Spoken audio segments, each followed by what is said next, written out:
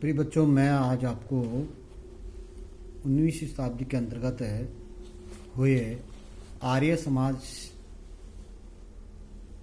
जो समाज सुधार आंदोलन था, उसका क्या महत्वपूर्ण स्थान रहा सामाजिक क्षेत्र में, राजनीतिक क्षेत्र में, क्या क्या सुधार किए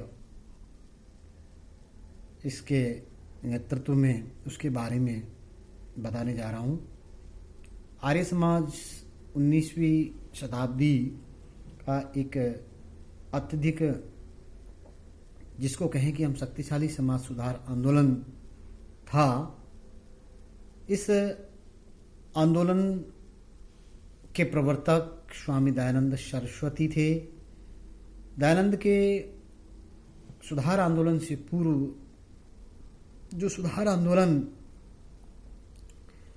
हुए वे क्षेत्रीयता के कारण एक तरह से सीमित रहे थे, इसमें कहीं कोई संदेह नहीं था।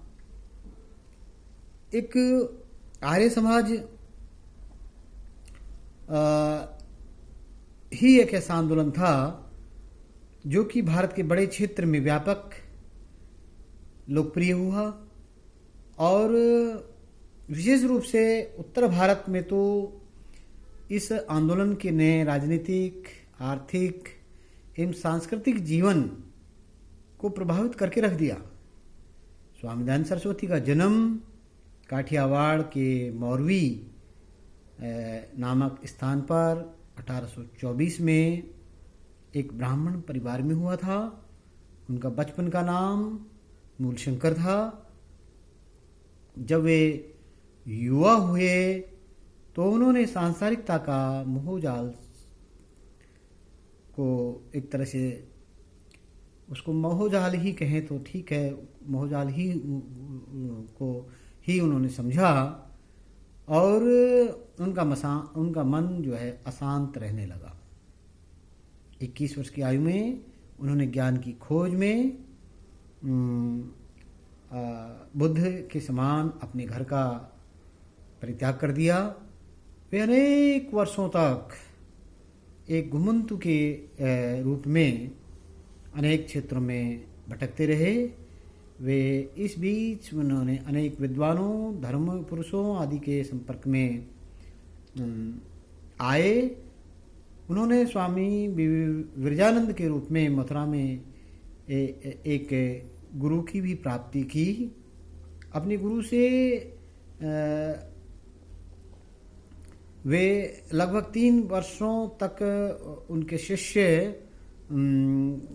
बनकर के उनके साथ ही रहे और अपने गुरु से उन्हें वेदों का विशद ज्ञान की प्राप्ति हुई और इसके पश्चात उन्होंने वेदों एवं भारतीय दर्शन के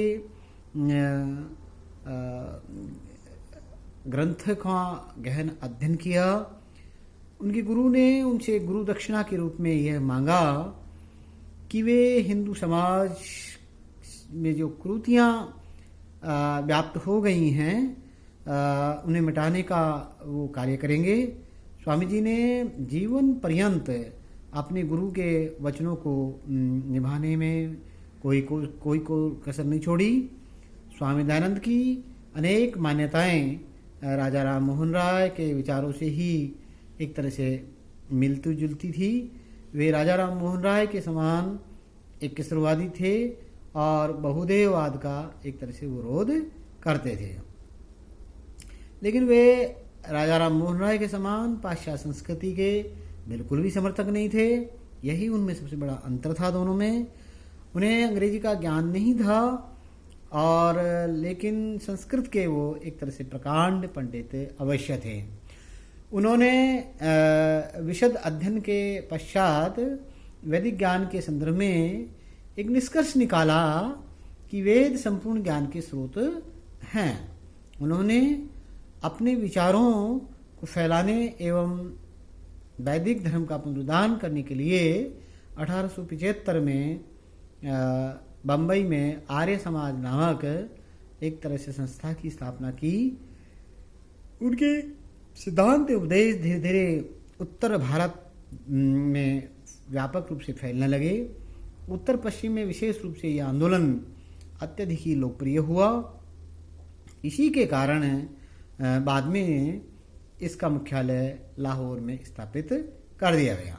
स्वामी जी ने हिंदू धर्म की सोई हुई आत्मा को जागृत किया एवं भारतीय के राष्ट्रीय जीवन में ऐसे एक गत्यात्मक शक्ति के रूप में विकसित किया।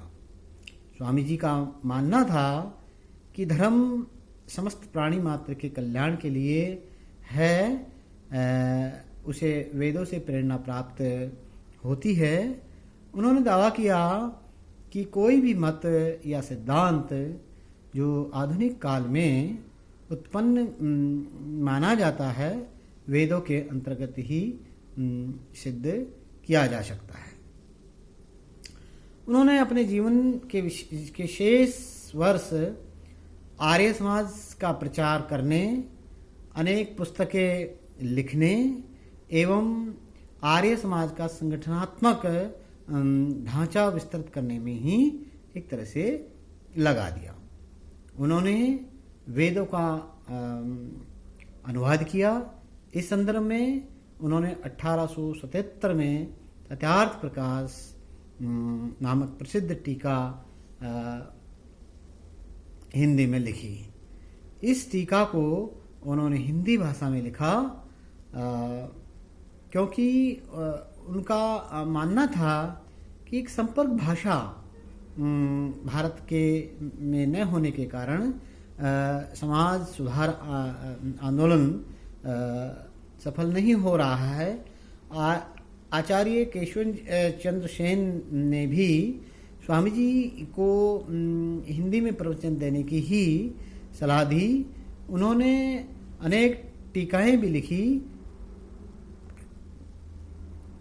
उदाहरणार्थ वेद भाष्य भूमिका वेदों पर परिचयात्मक टीका थी।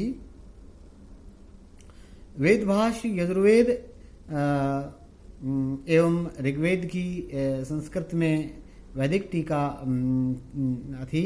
स्वामी दयानंद ने जीवन पर्यंत हिंदू समाज की कुरीतियों को दूर करने का एक तरह से प्रयास किया। उन्होंने हिंदू समाज की जाति व्यवस्था की कठोरता एवं समाज में व्याप्त छुआछूत का एक तरह से तीव्र विरोध किया। जाति व्यवस्था की कठोरता एवं समाज में व्याप्त इस बुराई का उन्होंने गहन अध्ययन करने के पश्चात इस तरह के कदम उठाए। उन्होंने स्त्रियों की दशा सुधारने के लिए अनेक अनाथालय,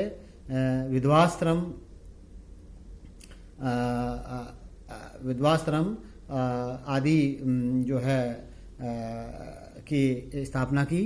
स्वामी जी ने वेदों को भारत के संस्कृति का एक तरह से आधार स्तंभ बताया।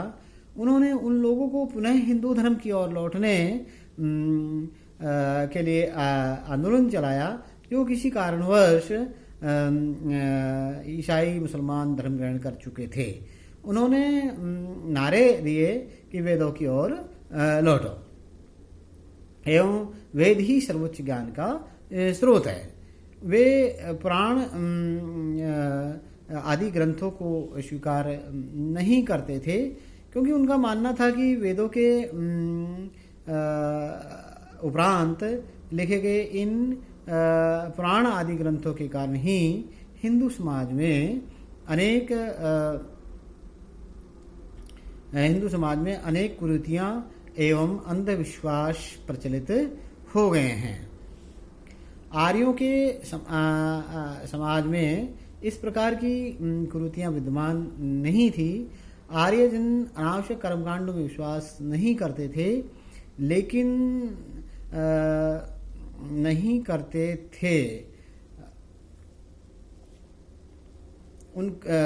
उन्होंने बाल विवाह का विरोध किया। वे समाज का विभाजन कर्म के आधार पर चाहते थे। उन्होंने विधवा पुनर्विवाह एवं अंतरजातीय विवाह कर्म के आधार का विवाह का समर्थन किया, जिससे कि हिंदू समाज में एक प्रकार से समरसता की स्थापना की जा सके। आर्य समाज के सिद्धांत की बात करें तो हम बता सकते हैं कि स्वामी जी के विचारों के आधार पर ही आर्य समाज के सिद्धांत प्रतिपादित किए। उन्होंने माना कि ईश्वर एक है, इसलिए विविध मूर्तियों के रूप में उसे पूजा जाना उचित नहीं है। उन्होंने वेदों को ईश्वरीय शब्द माना। उनके विचारों के आधार पर ही आर्य समाज के सिद्धांत में यह था कि ईश्वर ज्ञान का सर्वोच्च कारण है। ईश्वर ही आनंद है, वह निराकार, सर्वव्यापी, सर्वशक्तिमान, अजर और अमर है। वेद ईश्वरीय शब्द हैं, वे सत्य विद्या के भंडार हैं। प्रत्येक हिंदू को इनका अध्ययन एवं मनन करना चाहिए। प्रत्येक कार्य के उचित एवं अनुचित पक्ष पर विचार किया जाना चाहिए। अविद्या का नाश एवं ज्ञान का प्रचार करना चाहिए। व्यक्तिगत मामलों में प्रत्येक मनुष्य को आचरण की स्वतंत्रता होनी चाहिए, लेकिन समाज के हित का भी ध्यान रखा जाना चाहिए। आर्य समाज का उद्देश्य मानव जाति का शारीरिक, सामाजिक एवं आत्मिक विकास करना था। आर्य समाज द्वारा प्रारंभ किया गया आंदोलन मात्र धर्म तक ही सीमित नहीं था। इसका बृहद एवं सामाजिक सांस्कृतिक परिवेश भी था, जिसने कि भारत में राजनीतिक चेतना को विकसित करने में महत्वपूर्ण भूमिका निभाई। इस आंदोलन में हिंदू समाज में आत्मसम्मान की भावना को जागृत कर समाज की एकता को सुदृढ़ किया। धन्यवाद।